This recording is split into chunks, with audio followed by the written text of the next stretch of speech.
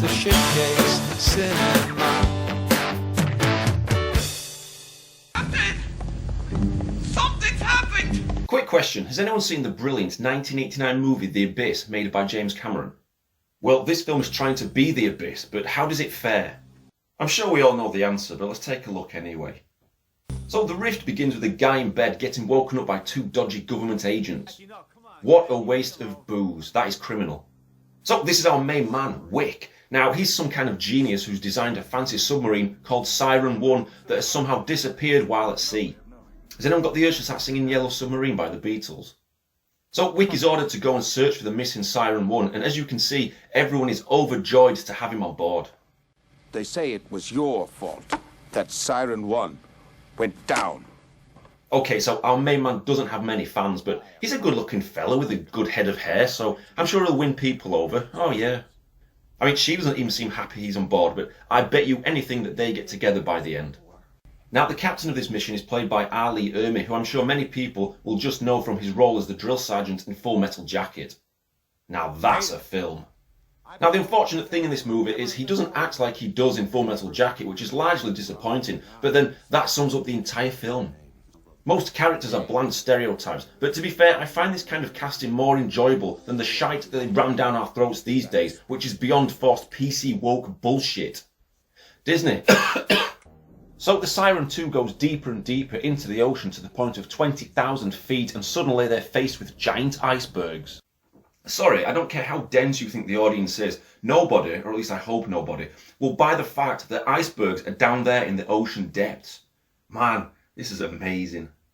Anyway, they smash into an iceberg but make it through safely. What? Well, you know, whatever. And they come across some plant life, so decide to go investigate so they can get samples. At 23,000 feet. Sorry, look, I'm not a scientist, but that is just ludicrous. But then, most moviegoers are stupid, so don't listen to me, it's totally believable. At this rate, they're going to be at the Earth's core, which was my last review, funnily enough, if you didn't see that. It's good, so maybe go check it out after watching this. Oh, well done, David! So the guy finds the wreckage of Siren 1 and decides to take some photographs. Cheese, baby. Cheese baby. Right, I hope you die. And sure enough, he does thanks to what looks like octopus tentacles. Now his death upsets one of the other divers, and check out his Oscar-winning reaction. Son of a bitch! I'm really sorry. I could have done No, something! there's nothing you can Yes, do. I could have done something! Son of a bitch! Son of a bitch! You will not let me go nothing! Son of a bitch! Face it! I love that last one where you hear him start to say son of a bitch and he gets cut off. It's priceless. Suddenly they're attacked by some kind of giant jellyfish which starts dragging them down into the depths. But anyway, the logical thing to do is electrocute the ugly SOB. Not sure how that works, but let's move swiftly on. So after about 5 wonderful and engaging minutes of watching the model Yellow Submarine moving slowly along, they manage to find the black box that they're looking for in... recessed, naturally pressurized subterranean cavern. And just how did the black box get there? Underwater currents, possibly. Who knows? Brilliant. So some of the team get suited up and go for an adventure inside the cave, but soon have to divide up into 2 teams when the tunnel splits. Ooh, I wonder if this means danger for one team. Well, check this out. I think it's coming from inside. Oh dear me, a giant bug planted a kiss on his mask. Wow. So the teams quickly retreat back to the submarine as more bugs appear from the walls, but this guy isn't doing too great by the looks of things. Kill me! Kill me! Is anyone else thinking of the Alien films right now? Look, Brocket's fucking tail. God, bastard. Anyway, once he's put out of his misery, the other 2 are attacked in dramatic fashion, as you can see, and one fella loses his leg to a fish-type creature. Captain! It's got his leg! Philippe, no! I love that. Captain, it's got his leg. Things aren't any better on the submarine when the oxygen tanks decide to pack in. Mr. Mueller, please check the oxygen regenerator. We seem to have lost power. On my face, sir. Wow, he looks like Kenny Rogers. No idea what he's been doing up until this point of the film, some 50 minutes in, but I'm sure he'll make for a great character. So he comes across the plant life that they got earlier on, which is clearly mutated somehow, and this marks the end of old Kenny Rogers. What a fantastic performance he gave. Star of the show, oh yeah. I mean, anyone who jerks off an underwater fungus creature for no logical reason deserves credit. Or something. So Wick and co find a secret lab in the cave and he decides to pick up some discs. They may hold the answers to what is actually going on. So there's another casualty thanks to a squid creature before two of the team, one of them is Wick of course, oh yeah, make it back to the submarine and it's time to play the discs. Naturally the guy in the video explains everything about experimenting with mutant DNA and obviously our heroes can't allow them to continue to mutate and reach the surface. Would it necessarily be a bad thing? I mean, I think the human population does need culling. So maybe just let a few of the fish creatures up and let them have a field day. Play these tapes on World News Tonight and let somebody else deal with this bullshit. So everybody except for the computer nerd gets suited up and get back into the caves for round 2. But before we see anything else, here's my top 5 random bullshit moments. Number 1, this film apparently had a dialogue coach. That's the best joke I've heard in a long time when you hear stuff like this. Why don't you just cut through the bullshit, Steensland, and tell me what happened to Siren 1? You're my kind of white boy, Wick. Why don't you check it out? I'll get right on it.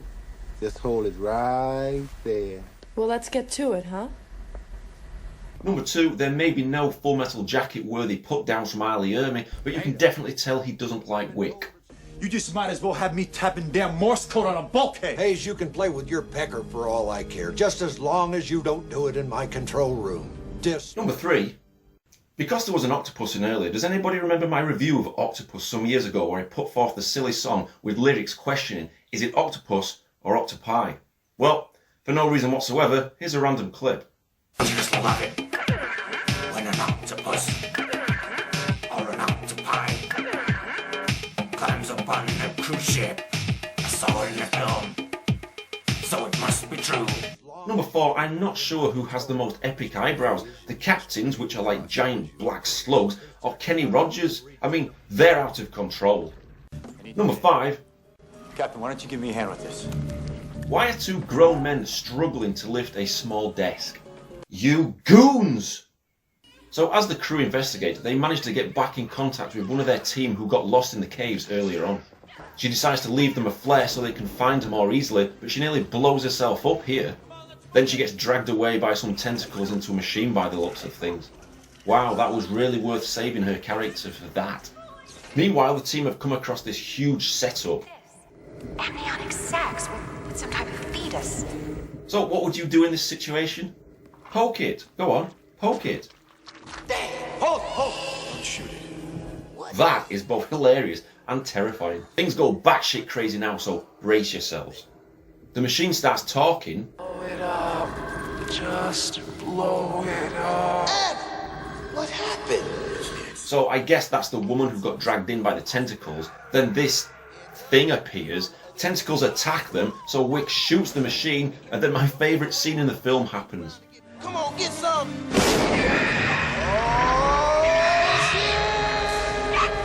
That is priceless.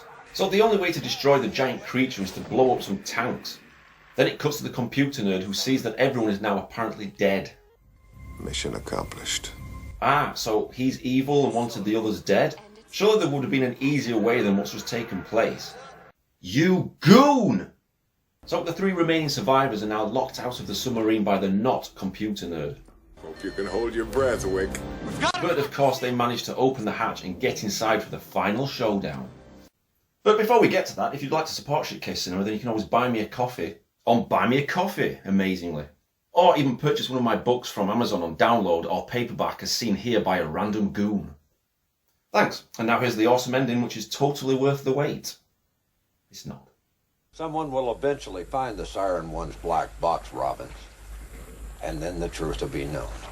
There never was a black box, Captain. Just a signal I created and used as bait. Ooh, you truly are evil. So he locks them in a room with the growing plant life and it seems all is lost now. Wick starts messing around with some computer panels which powers down the submarine and our team are now back in control. It's a circuit microchip, and not another one like it anywhere else on this ship.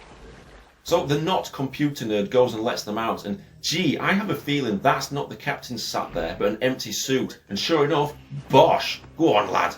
So after an epic fight, the captain does this.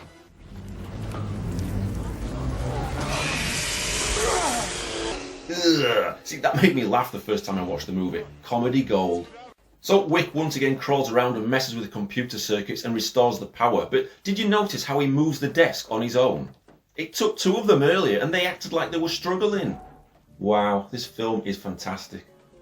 So the captain sets the submarine to self-destruct and they all run to the escape pod. Well, not the captain. I can't.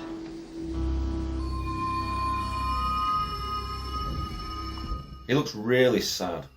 I must admit, I was disappointed he didn't manage to escape, as he's the best thing about the film. But captains go down with the ship and all that. But hey, Wick escapes with the girl, so all's good. So that was The Rift. It's not bad, but nor is it good. It does tend to drag on at times, which is amazing for a film that is only just over 80 minutes in length.